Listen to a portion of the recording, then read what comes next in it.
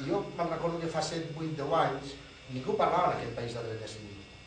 Ningú parlava. La plataforma encarregada de dur a terme la consulta sobiranista a Collbató s'ha presentat aquest dissabte a les 6:30 a la Sala Cultural de l'Ajuntament de Collbató.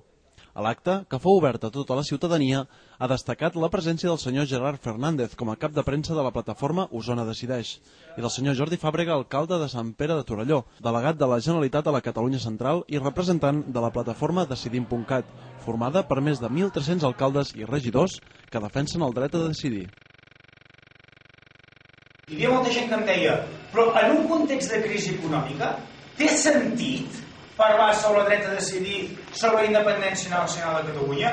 I jo responia, té més sentit que mai. Perquè no podem relegar haver d'anar a votar un cop cada 4 anys i els nostres representants, sigui els ajuntaments, el Parlament, el Congrés dels Diputats, facin el que vulguin i nosaltres com a ciutadans no puguem dir res. Perquè això ha d'anar més enllà. Mireu, jo penso que la consulta no és una finalitat en si, però sí és una eina per anar molt més enllà.